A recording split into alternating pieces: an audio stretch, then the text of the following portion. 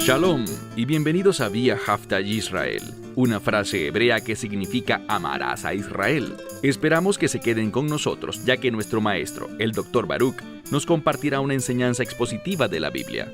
El Dr. Baruch es profesor titular del Instituto Zera Abraham, con sede en Israel. Aunque todos los cursos en el instituto se imparten en hebreo, el Dr. Baruch se complace en compartir esta enseñanza en inglés con doblaje al español. Para más información, visítenos en amarasaisrael.org o descargue nuestra aplicación móvil Mi Estudio Bíblico. Aquí está Baruch y la lección de hoy.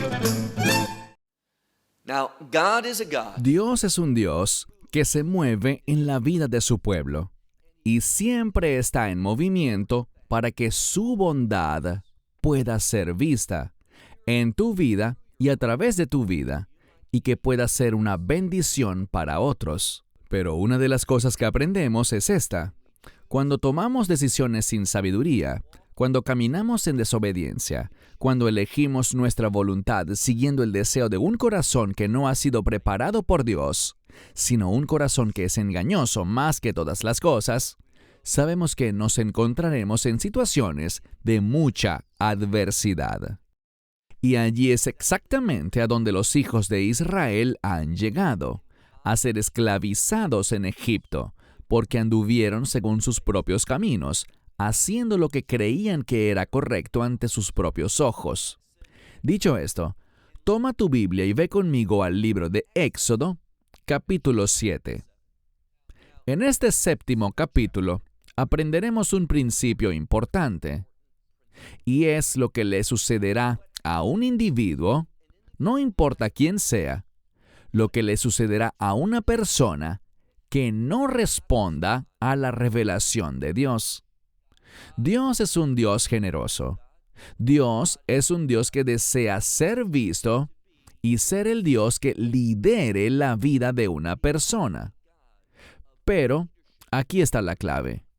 La pregunta es esta: cuando Dios se revela, cuando Él manifiesta su presencia y revela su verdad, ¿somos lo suficientemente sabios, lo suficientemente humildes, lo suficientemente sumisos para decirle que sí a su revelación? Si lo somos, veremos que eso surtirá un efecto positivo y provocará un cambio en quienes somos. Generará en nosotros una nueva condición. Pero si nos rebelamos contra la revelación de Dios, si la rechazamos, eso también provocará un cambio, pero un cambio negativo en nuestra vida. Y esa es una de las verdades fundamentales que este pasaje nos enseñará hoy. Así que comencemos con Éxodo, capítulo 7, y vayan conmigo al verso 1. Leemos. Y Hashem le dijo a Moisés: mirad, te he constituido. Ahora, esta es la frase Natan Tija, derivada de las palabras letet o natán. Significa dar o poner. A menudo se refiere a colocar algo en una ubicación particular para un propósito definido. Y esto es exactamente lo que Dios está haciendo con Moisés. Y noten la siguiente palabra que vemos aquí. La siguiente palabra es la palabra Elohim, que significa Dios. Ese término, Elohim, en muchos otros lugares de la Escritura, podemos ver que se entiende como Dios, pero manifestando a Dios como juez. No es la palabra shofet, que normalmente se traduce como juez, pero este término, Elohim, a menudo en las Escrituras, se refiere al Dios que pone las cosas en orden. Así que vemos estas dos palabras, la palabra Natán, cuando dice, te estoy poniendo, y también el término Elohim, refiriéndose a Dios moviéndose para llevar a cabo su propósito. Entonces Moisés está siendo posicionado, está siendo dado, la palabra letet significa dar, así que Dios está dando a Moisés, y la clave aquí es que lo está dando a Faraón en calidad de ¿qué? Aquí está el mensaje. Él lo está constituyendo juez. El término es literalmente Elohim, pero en este sentido significa que es puesto como juez de Faraón.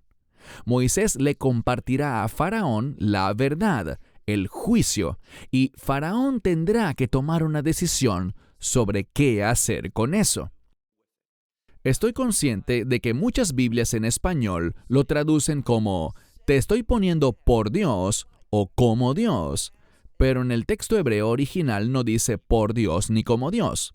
Y luego continúa diciendo en este pasaje, leámoslo completo, «Mirad, te estoy constituyendo a ti, juez, para Faraón, y Aarón, tu hermano, será tu profeta».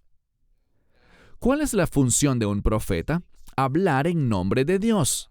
Entonces Moisés asume el papel de juez o de Elohim. Él representa a Dios en este escenario. Y Aarón, su hermano, es el profeta. ¿Por qué razón? Bueno, recuerden la objeción que Moisés ofreció la semana pasada, al final del capítulo 6. Moisés hablando, ¿qué fue lo que dijo? Dijo, tengo labios incircuncisos, y debido a que no habló bien, Faraón no va a responder. Entonces Dios le recuerda que su hermano Aarón está allí para ser su portavoz. Pasemos al verso 2. Y tú le dirás, et kol. En et kol, la palabra et señala el artículo definido. Y el artículo definido aquí se entiende como la palabra todo. Podríamos decir incluso el todo. Es algo que se está revelando enfáticamente. Dios es muy claro en los términos que está usando. Dice, tú hablarás todo, absolutamente todo, lo que yo te mande. Y Aarón, tu hermano, hablará a Faraón. Noten algo.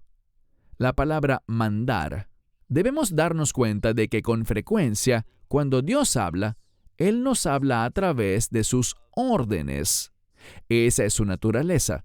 Así es como Dios interactúa, la mayoría de las veces con su pueblo, a través de mandamientos. Y si no estamos dispuestos a recibir esos mandamientos, déjame decirte que cuando rechazamos los mandamientos de Dios, estamos siendo necios, porque el término mandamiento, no voy a entrar en mucho detalle, pero se relaciona con unir. Por lo que cuando rechazamos los mandamientos de Dios y decimos, no, yo lo haré a mi manera, yo sé lo que es mejor para mí, voy a rechazar su revelación. Lo que estamos diciendo es, Dios, no quiero tener una relación contigo, no quiero estar junto a ti, quiero ir solo, a mi manera, cumplir mi voluntad y mis propósitos. Esa es una declaración necia que te conducirá a un desastre, con mucha frecuencia a un desastre eterno. El versículo 2 dice, tú, este es Dios hablando con Moshe Rebenu, con Moisés, tú hablarás todo lo que yo te ordene, y Aarón, tu hermano, le hablará a Faraón. ¿Y qué pasará? Y él enviará a los hijos de Israel desde su tierra. Dios está prometiendo que Moisés, al final del estudio de la semana pasada, al final del capítulo 6, Moisés dice que, bueno, volvamos y miremos. Dice muy claramente que Faraón no escuchará. Veiveej yishma eilae Faro. ¿Cómo escuchará Faraón? Y este escuchar tiene la implicación de obedecer. Él dice, yo soy el hombre equivocado. Faraón no querrá escucharme, él no me va a obedecer. Mas Dios le está diciendo que sí lo hará. Pero ten cuidado. Dios ya le ha dicho, y lo hemos visto al menos 2 veces, que Dios ha dicho que Faraón efectivamente hará algo. La orden no era dejar ir a mi pueblo, sino como aprendimos, envía a los hijos de Israel. Pero él no lo hará de inmediato. Y hay una razón para eso. Y es que Faraón es un hombre rebelde. Una y otra vez, él rechaza la revelación de Dios. Y a pesar de que conoce su verdad, a pesar de que sabe lo que es correcto y lo que no lo es, y aquí está el problema, Faraón elige hacer lo incorrecto y lo hace con plena conciencia. No porque no sepa o no entienda o nunca lo ha oído. Dios no se ha comunicado con él. Veremos que una y otra vez Dios se comunica con Faraón y se revela a sí mismo, le brinda mucha revelación. Faraón recibe, y lo veremos en las próximas semanas, él recibe mucha verdad espiritual. El problema es que la rechaza. Y aquí está lo que debemos aprender. Cuando una persona, sin importar quién sea, cuando una persona rechaza la verdad espiritual, eso produce un resultado en él. Lo cambia de la manera más negativa posible. Leamos ahora el verso 2. De nuevo. Veishilach et Benei Israel me'artzou, y él enviará a los hijos de Israel desde su tierra. Eso va a ocurrir. Pero noten que también nos dice que no sucederá de inmediato. Mira ahora el verso 3. Dios sigue hablando y dice, Va ani akshei et lei parro, lo que significa, y yo endureceré el corazón de Faraón. Estamos llegando a un asunto teológico muy importante y tenemos que entenderlo correctamente. La razón por la que les estoy compartiendo esto muy despacio ahora es porque debemos aprender no solo lo que dice la Escritura, sino la metodología para entender adecuadamente lo que la Escritura quiere comunicar. Hay reglas, hay leyes de interpretación bíblica. Y cuando miramos esto, no podemos entenderlo como una decisión arbitraria. Debemos entender cómo se ensambla la Escritura, qué relación existe entre lo que se dice primero y lo que se dice después, y cuál es el propósito de esa declaración. Porque cuando miramos el versículo 3, no termina con la declaración, y endureceré el corazón de Faraón. Punto. ¿Eso es lo que dice? No. El texto continúa, hay una conjunción, el término vei, que significa y. Y lo que necesitamos entender y debemos entender es que la primera mitad del versículo 3 funciona en conjunto con la segunda mitad.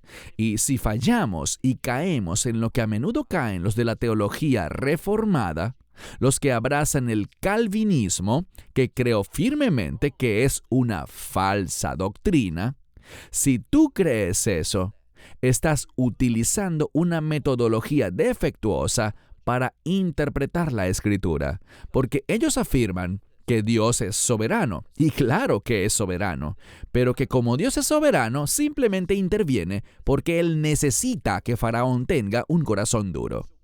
Así que Dios endurece el corazón de Faraón, aunque la Biblia no lo dice así. Lo dice, pero no de la manera que acabo de describir, no de la manera como ellos lo enseñan. ¿Qué produce que el corazón de Faraón se endurezca? La gente dice Dios, porque lo dice aquí mismo. Dios endureció su corazón, sí. Pero ¿cómo lo hizo? ¿Y cuál fue la circunstancia para que Dios endureciera el corazón de Faraón?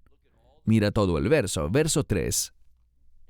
Y endureceré el corazón de Faraón y, aquí está la clave, multiplicaré mis señales y la palabra es mofet, que se refiere a un evento milagroso, maravilloso y sobrenatural. Así que dice, voy a hacer señales y milagros, multiplicaré mis señales y mis maravillas en la tierra de Egipto. Lo que la interpretación bíblica adecuada exige es que veamos la relación entre la primera mitad del verso 3 y la segunda mitad. ¿Cómo endurecerá Dios el corazón de Faraón? Eso ocurrirá por medio de señales y milagros. ¿Cuáles son estas señales y milagros? La revelación de Dios. Recuerden lo que Faraón va a decir. Él dirá, ¿quién es el Señor para que yo le obedezca y envíe a los hijos de Israel? Dice, yo no sé quién es Él. Así que Dios se presentará ante Faraón por medio de estas señales y milagros. Y Faraón llegará a caer en cuenta de que Dios existe. Vamos a ver que Él lo declara, y no solo declara que Dios existe, sino que Dios es justo, mientras que Faraón es pecador. Él no es justo. Él buscará el perdón. Todo esto va a suceder. Pero lo que hace Faraón es esto. Él explota el perdón de Dios, rechazando así la voluntad de Dios. ¿Y qué pasa? Cada vez que Él lo hace, cada vez que Dios se manifiesta a sí mismo y a su verdad ante Faraón, Faraón la rechaza. ¿Y qué pasa? Vamos a descubrir que la Escritura dice que por esto el corazón del Faraón se hizo pesado o duro. Y veremos los diversos términos que se utilizan. Pero el versículo 3 es un versículo muy importante que nos ayuda a entender cómo y por qué Dios endurece el corazón de Faraón. No es una decisión arbitraria. Dios no aparece de la nada y sin motivo alguno para endurecer el corazón de Faraón, como tantas personas enseñan falsamente. Pasemos ahora al versículo 4. Dios sigue hablando con Moisés y con Aarón y dice, y él no les escuchará a ustedes, hablando de Faraón. Faraón no los escuchará, y esa palabra tiene un sentido de obedecer o responder adecuadamente. Así que Dios les dijo, y esto es profecía, Él dijo, Faraón no va a responder, él no escuchará lo que ustedes digan. ¿Y qué hará Dios? Él dice, Veinā tanti, la misma palabra que Dios usó anteriormente en cuanto a Moisés. Cuando Dios constituyó a Moisés como juez de Faraón, Él dice aquí, y yo pondré mi mano sobre Egipto. Ahora, la mano es sinónimo de poder y autoridad. Entonces, ¿qué hará Dios? Bueno, Dios es soberano, y Él usará la desobediencia de Faraón, aunque Él no es quien la causa.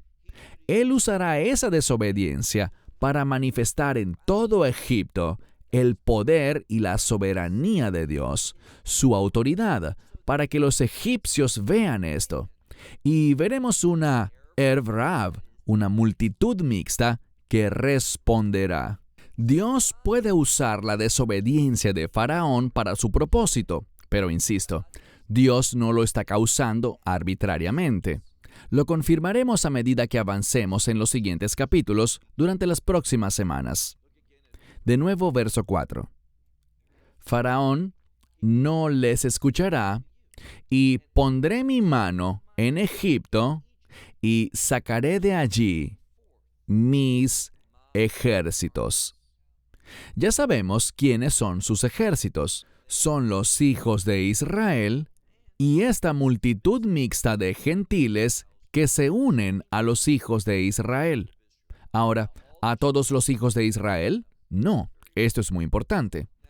No sabemos el número exacto, pero el judaísmo enseña, y me refiero al Talmud, ellos usan una frase que encontraremos más adelante en el libro de Éxodo. Veremos que se usa un término que puede referirse al 20%. Una perspectiva del judaísmo, de acuerdo con el Talmud, afirma que solo 20% de los hebreos respondieron, celebraron la Pascua y eventualmente salieron de Egipto. Eso es importante. La gran mayoría, el 80%, rechazó la revelación de Dios. Pero vemos que hubo una multitud mixta de gentiles, de diferentes idiomas, razas, grupos étnicos y nacionalidades que se unieron a Israel, a ese 20%, para salir y convertirse en la congregación del Señor.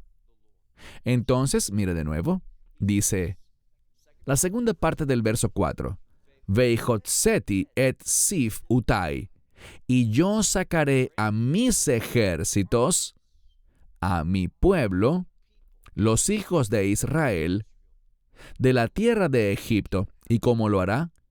Vishfatim Gedulim, con grandes juicios. Aquí está el punto que necesitamos analizar. Les he dicho muchas veces que hay una conexión entre el juicio y el establecimiento del reino de Dios. Es solo mediante el juicio de Dios que el reino de Dios será establecido. Y de la misma manera, vemos algo. Esto que estamos viendo ahora personifica o es un paradigma para entender un término muy importante, Giulá, redención. La redención es un término de contabilidad, pero también tiene implicaciones de reino. Así que el reino se llevará a cabo a través de grandes juicios. Eso es lo que Dios hará. Él traerá su juicio, su mano poderosa. Él la extenderá en Egipto. Así que debemos recordar este término. Sefatim Gidulim, grandes juicios. Versículo 8. Veiyat'u Mitzraim, ki ani Hashem. Y los egipcios, ellos sabrán, y aquí está el punto importante, no es que los egipcios, que sufrirán la destrucción a través del juicio de Dios, no es que ellos no sabían lo que tenían que hacer. No, la destrucción llegó debido a su rechazo. Muy importante. Llegó porque en su mayor parte, Egipto no respondió a la verdad de Dios, al poder de Dios, a la presencia de Dios y a los propósitos que Dios estaba manifestando en Egipto. ¿Cómo lo hizo? Extendiendo su poder, su mano, su autoridad. Lee de nuevo el verso 5. Y los egipcios sabrán que yo soy el Señor cuando extienda mi mano sobre Egipto. Y sacaré, este es un término importante. Una y otra vez hemos visto, desde la conclusión del estudio anterior, este término hotzeti, Él sacará. Dios está prometiendo que en Egipto aprenderán y comprenderán el poder y la autoridad de Dios cuando Él saque a los hijos de Israel de en medio de ellos. Verso 6. Y Moisés y Aarón hicieron tal como el Señor les ordenó. Sí, así lo hicieron. Debemos hacer una pausa porque el versículo 6 es un versículo importante. Habla de la obediencia de Moisés y Aarón. Y noten lo que dice. Vaya'as Moshe vei Aharón. Esa gramática hebrea no es correcta. Debería decir vayasú y no vaya'as. ¿Cuál es la diferencia? Una es plural y la otra es singular. Si el sujeto es Moshe vei Aharón, debería ser plural porque son dos personas. Entonces debería decir vayasú, pero no es así. Vaya'as. ¿Cuál es la diferencia? El verbo singular se usa aquí en esta forma para mostrar unidad, que Moisés y Aarón están actuando juntos como si fueran uno, en unidad, como un equipo obediente. Así que dice literalmente, y Moisés y Aarón hizo tal como el Señor les mandó. Ken asú. Sí, así hicieron. Allí sí aparece en plural para enfatizar su obediencia. Versículo 7. Y Moisés tenía 80 años y Aarón tenía 83 años cuando hablaron a Faraón. De nuevo, vimos esto la semana pasada. Aarón es mayor. Él debería ser mencionado primero, pero no es así. Se menciona de segundo. ¿Y por qué eso es importante? Busca enfatizar el papel de Moisés. Y eso se debe a que Moisés es una tipología del Mesías. Así que leemos una vez más el versículo 7. Y Moisés tenía 80 años. El 80 tiene que ver con el número 8, que es un número de redención, un número de reino, un número de novedad. El 83 tiene que ver con 80, que son todas esas cosas que les dije, más el 3, que es revelación. Así que lo que Dios quiere hacer a través de Moisés y Aarón es revelar sus propósitos de redención, sus propósitos de reino. Este nuevo cambio que Él trae al mundo a través de Benei Israel, los hijos de Israel. Versículo 8. Y el Señor habló a Moisés y a Aarón diciendo, porque hablarán, o mejor dicho, porque Faraón les hablará a ustedes diciendo. Entonces Dios les revela algo. Y todo esto, esta profecía que Dios está dando a Moisés y a Aarón, busca enseñarles algo. Que Dios tiene todo bajo control. Él lo sabe todo. Nada le toma por sorpresa. Y debemos recordar eso, que lo que Dios nos manda a hacer, Él lo tiene bajo control. No te preocupes por los resultados. No te preocupes por cómo pueda parecer ante nuestros ojos. Simplemente sé obediente. Solo haz lo que Dios te ha mandado. Mira de nuevo el verso 8. Y el Señor habló con Moisés y Aarón diciendo, verso 9, porque Faraón les hablará a ustedes diciendo, den ustedes milagro. Muy importante. Nu, lahem, mofet. Está diciendo, hagan ustedes un milagro. Esto es importante porque Faraón lo está pidiendo. Es como si les estuviera diciendo, muéstrenme este poder de Dios. Yo no conozco a Dios, así que muéstrenme, ustedes dos, muéstrenme el poder de Dios. ¿Por qué es tan importante este versículo? Porque Dios, y es algo fundamental, Dios está respondiendo. Faraón, ¿quieres ver un milagro? ¿Quieres ver lo sobrenatural? ¿Quieres ver el poder milagroso de Dios? Dios lo hará. Y lo hará a través de Moisés y Aarón.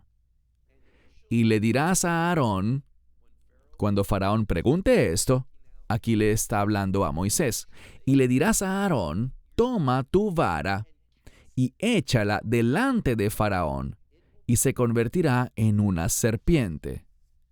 No es la palabra nahash, que es la palabra normal para serpiente, sino tanim.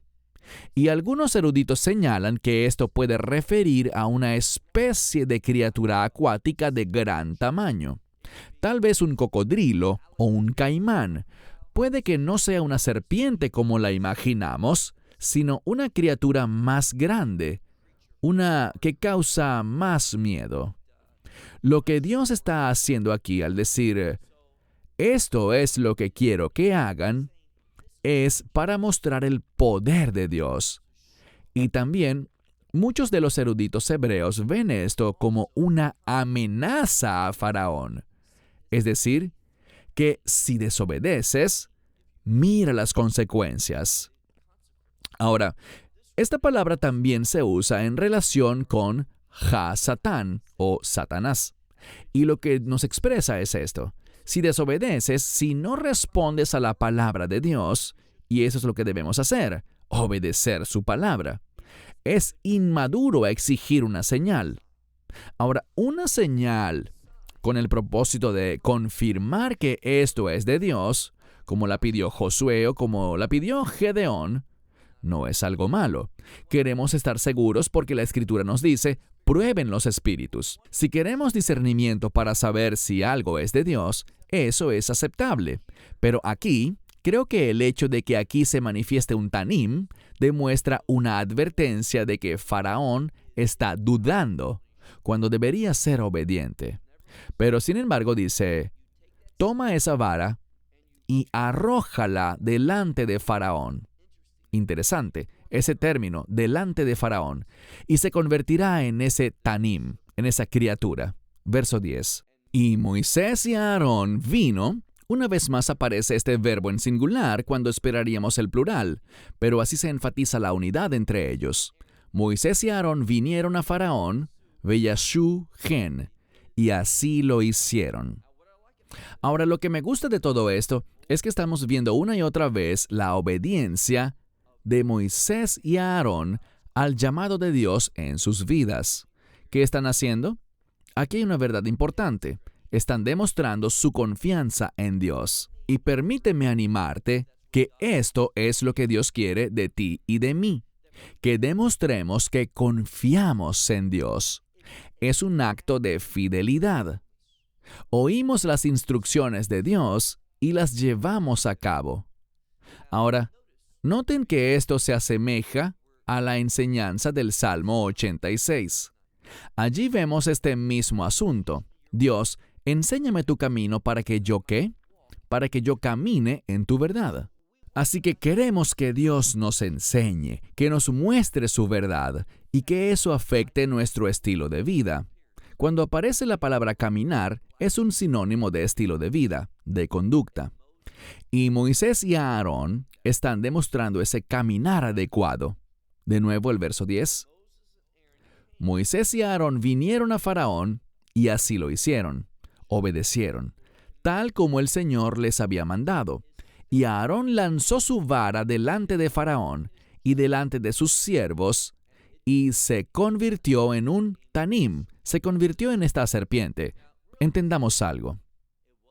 No era solo Faraón, sino que allí estaban sus siervos también.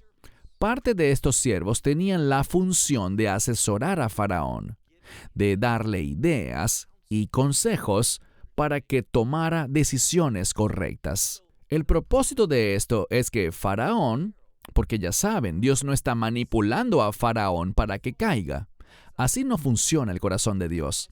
Dios no ha cambiado el corazón de Faraón para que él sea desobediente y Dios pueda castigarlo. Ese no es el carácter de Dios. Vamos a ver que Faraón rechaza y se rebela en contra de la revelación de Dios, y él rechazará el sabio consejo de estos siervos, quienes le dirán, oye, algo especial. Y veremos esto en las próximas semanas. Ellos le advertirán a Faraón que esto es algo único, que este no es su misma clase de trabajos, que no son encantamientos engañosos. Ellos percibirán que esto tiene una fuente diferente, estos milagros y señales que Dios estará haciendo. Mira de nuevo el texto. Dice que Aarón obedeció, lanzó su vara delante de Faraón y delante de sus siervos, y se convirtió en esta serpiente. Verso 11. Además, Faraón llamó a los, dice aquí, jajamín, a los sabios. Estos son, ciertamente, si nos lo perdimos antes, vemos que él convocó a sus jajamim, a sus consejeros reales, a sus sabios consejeros, que es lo que significa literalmente, y también a los meikashfim, sus magos. Esta es una palabra que en hebreo moderno se relaciona con hechiceros o encantadores. Así que llama a estas personas para que vayan hacia él a la luz de esto. Y miren lo que dice. Y ellos hicieron lo mismo. ¿Quiénes lo hicieron? Los Hartumei Mitzraim. Estos son los hechiceros, esas personas especiales. Y encontramos que esa misma palabra se usa, por ejemplo, en el libro de Daniel, indicando que en Babilonia tenían este mismo grupo de personas que eran consideradas sabias, que podían hacer cosas milagrosas y ejercían gran influencia sobre el líder. Lo que encontramos aquí es que Dios se está revelando a sí mismo ante ellos para que puedan dar un consejo sabio, un consejo correcto a Faraón. Pero vamos a ver que Faraón se enfoca en los hechos equivocados. ¿Por qué lo digo? Noten lo que dice el verso 11. Una vez más. También Faraón llamó a los sabios y a los hechiceros, y ellos también lo hicieron. ¿Quiénes? Estos Hartumei Mitzraim, estos encantadores. Y lo hicieron, noten lo que dice, Vei lajateja. Creo que la mayoría de las Biblias lo traducen como, y ellos hicieron lo mismo con sus encantamientos, y está bien. Pero lo interesante es la palabra que se usa aquí, la palabra lajat. Es una palabra en hebreo que se usa para llamas de fuego. Y pensé, wow, ese es un término especial. Nunca hubiera inferido esto leyéndolo en inglés, que esa sería la palabra que está allí. Y por esto es tan importante verificar las cosas en el idioma original. Y esta palabra para llamas de fuego vino a mi mente. Y lo que deberíamos hacer, les voy a compartir un pensamiento. Verán, una de las mejores cosas que puedes hacer para ayudarte a entender la palabra de Dios es orar sobre el texto. Es decir, toma esa palabra en oración y pregúntale, Dios, ¿por qué está esta palabra aquí? ¿Cuál fue el propósito de ello? Porque esta palabra es especial, no es la que uno esperaría. Y lo que vino a mi mente en oración es que a menudo vemos a magos que hacen esto. Ellos generan como un fuego o una explosión, ¿verdad? Estaba viendo un programa de televisión aquí en Israel y estaban haciendo trucos estos magos. Y tomaban algo y lo arrojaban al suelo. Y eso producía una explosión. Habían llamas, humo y se despejaba muy rápido. Y luego de eso, todo cambiaba. ¿Para qué hacen eso? Bueno, todos saben que lo hacen para ocultar lo que está pasando en realidad. Eso causa por un momento que la situación sea oscura para que no puedas ver lo que realmente ocurre y qué fue lo que causó ese cambio. Esto es lo que está pasando aquí. Es simplemente algo, como dice la expresión, humo y espejos. Eso es lo que está pasando. Simplemente están ocultando cómo hicieron sus actos supuestamente sobrenaturales. Lo que hicieron generó una ilusión que no era un poder real, sino un engaño. De la misma manera que un mago no tiene un poder real, sino que es un juego de manos. Si vas a un lugar como Las Vegas, allí verás a estos ilusionistas que no están haciendo nada realmente sobrenatural. Todo es una ilusión. Y a menudo te harán mirar hacia otro lugar, a enfocarte en algo diferente para causar un cambio sin que te des cuenta. Esto es lo que está sucediendo aquí también. Mira el verso 12.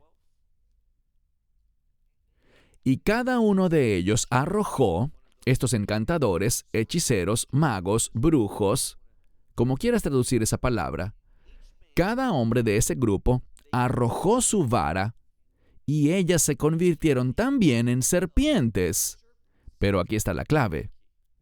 Vemos que Satanás tiene poder, pero Dios tiene poder. La pregunta es, ¿cuál poder es mayor? Fíjense que estos hechiceros hicieron sus actos con estas llamas, este encantamiento, estos objetos de camuflaje para ocultar lo que realmente estaba pasando. Pero Aarón no. Aarón simplemente lanzó la vara y ésta se convirtió en una serpiente a la vista de todos. Pero ellos tuvieron que hacerlo de manera diferente, y Faraón no percibió lo que debería haber percibido. Simplemente vio que había un milagro allí. Ellos lo hicieron, y ustedes también lo hicieron. No prestó atención a lo que ocurrió al final del verso 12. ¿Qué dice allí? Y la vara de Aarón devoró las otras varas, se las comió. Esto busca mostrar una superioridad. Esto demuestra un poder mayor. Pero Faraón no lo discernió. Simplemente dijo, bueno, tienes un poder sobrenatural y mis Hartumim lo tienen también. Y no prestó mucha atención a la realidad del asunto. Cómo sobrenaturalmente la vara de Aarón fue capaz de devorar a todas las demás varas. Y por lo tanto, ellos no fueron capaces de hacer lo mismo que hizo Aarón. Ellos fueron derrotados, pero Faraón no prestó atención a esa derrota. Y eso es algo que debemos comprender. Debemos estar del lado de la victoria de Dios. Debemos prestar atención a quien ha sido derrotado. Y ese es el enemigo. Un verso más y terminamos. Verso 13. En mi opinión, deberíamos volver al verso 3 y recordar lo que Dios dijo. Yo endureceré el corazón de Faraón. ¿Cómo? Yo multiplicaré mis señales y milagros en la tierra de Egipto. Eso es lo que hace que el corazón de Faraón se endurezca. No es que Dios intervino y endureció su corazón. Fue a través del hecho de ver estas revelaciones milagrosas, pero no responder a ellas. Mira el verso 13. Vaihazat leiparrot. Y el corazón de Faraón se volvió duro. El corazón también es un sinónimo de la mentalidad. ¿Qué dice la Escritura? Bueno, la Biblia dice que como piensa el hombre en su corazón, así es él. Así que el corazón, no pienses en ese órgano literal que bombea sangre. Bíblicamente, vemos que el corazón es el asiento de los pensamientos, la computadora de toma de decisiones dentro del ser humano. Así que debemos someter nuestros corazones a la revelación de Dios. Es una de las cosas más sabias que una persona puede hacer. Debes anotar eso y orar. Dios, yo quiero que mi corazón se someta a tu revelación. Quiero la sabiduría, quiero el discernimiento de tu revelación para poder obedecer y aplicarla a mi vida. Faraón no lo hizo. Así que todo se debió a la incapacidad de Faraón para responder, a su falta de disposición y a su terquedad para responder a la revelación de Dios. Él no entendió la derrota de sus sabios. Sus varas fueron consumidas, pero la vara de Aarón permaneció. Y el corazón de Faraón se endureció. ¿Cómo? Porque no respondió con obediencia a la revelación. ¿Y cómo lo sabemos? Sigue leyendo, dice, Veilo shima aleichem. Él no obedeció, él no escuchó, no oyó ni percibió lo que Dios hizo, su revelación. Y aquí está el punto que quiero que veas. Cada vez, no importa quién seas, si Dios te revela algo y lo rechazas, si no te sometes a Él, ¿qué pasa? Eso endurecerá tu corazón de una manera inapropiada. En lugar de tener un corazón contrito, en lugar de tener un corazón en el que Dios pone sus deseos, no, cuando tienes un corazón endurecido o un corazón fuerte, en hebreo se usan diferentes palabras, tienes un corazón inclinado hacia tus deseos y que rechaza, que no escucha ni obedece la voz de Dios. Así que dice, y el corazón de Faraón se endureció. Vayihazek leiparrot. Ahora, puede ser que Dios, pues está en tercera persona singular, que Dios endureció o fortaleció su corazón, el corazón de Faraón, pero lo interesante es esto. Debería ser Vayihazat et leiparrot. El hecho de que la palabra et no esté allí podría significar que el sujeto es el corazón de Faraón, que el corazón de Faraón se volvió duro. ¿Por qué? Porque no los escuchó, tal como Dios lo había advertido. Así que Dios no está sorprendido aquí. Dios es consciente de esto. Y si queremos ser sabios, debemos prestar atención a todo lo que va a suceder, a lo que Dios va a hacer, a estos milagros y señales. Y recuerden lo que Dios dice, voy a multiplicar mis señales y maravillas ante Faraón. Y esta multiplicación es la fuente de por qué el corazón de Faraón se vuelve duro. Y vamos a enfatizar en las próximas semanas, vamos a enfatizar lo que sucede siempre, siempre, siempre antes de la declaración, el corazón de Faraón se endureció. El corazón de Faraón se volvió sordo. Su corazón se puso fuerte. Se usan diferentes palabras.